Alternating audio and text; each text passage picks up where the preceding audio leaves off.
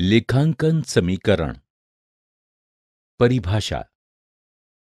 लेखांकन समीकरण वर्णन करता है कि किसी व्यवसाय की परिसंपत्तियों का कुल मूल्य हमेशा उसकी देयताओं और स्वामी की पूंजी के बराबर होता है। यह समीकरण लेखांकन की आधुनिक द्वि-अंकन प्रविष्टि प्रणाली की नींव है। लेखांकन समीकरण परिसंपत्तियों, देयताओं और व्यवसाय में स्वामी की पूंजी के बीच संबंधों की अभिव्यक्ति है। लेखांकन का समीकरण।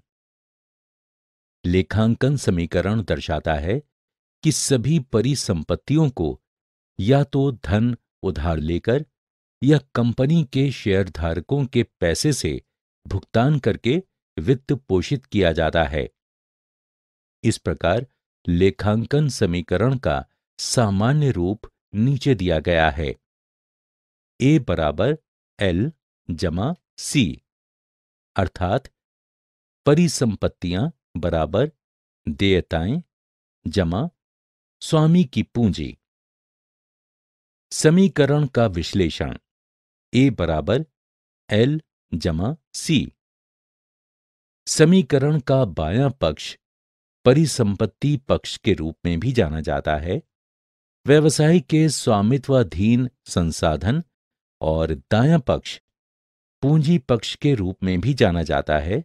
उससे पता चलता है कि संसाधनों को प्राप्त करने के लिए उपयोग किए गए धन का स्रोत दिखाता है।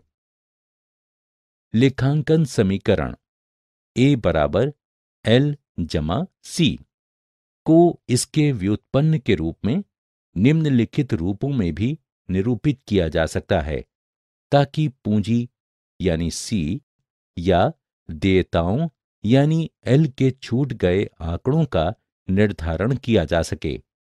अर्थात A घटाव L बराबर C, A घटाव C बराबर L। उदाहरण: यदि फर्म की परिसंपत्ति 5 लाख रुपए है, देयताएं 2 लाख रुपए है, तो हम इस समीकरण का उपयोग करके स्वामी की पूंजी की गणना इस प्रकार कर सकते हैं।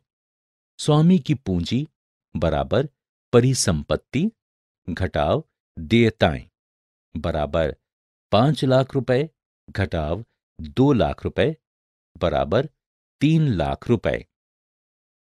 तुलन पत्र समीकरण। लेखांकन समीकरण तुलन पत्र के घटकों अर्थात परिसंपत्तियों, देयताओं और पूंजी के बीच मूलभूत संबंध दर्शाता है।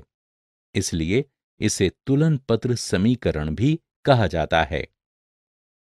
समीकरण का प्रत्येक घटक तुलन पत्र का हिस्सा है, जो किसी विशेष तिथि पर व्यवसाय की वित्तीय स्थिति बताता है।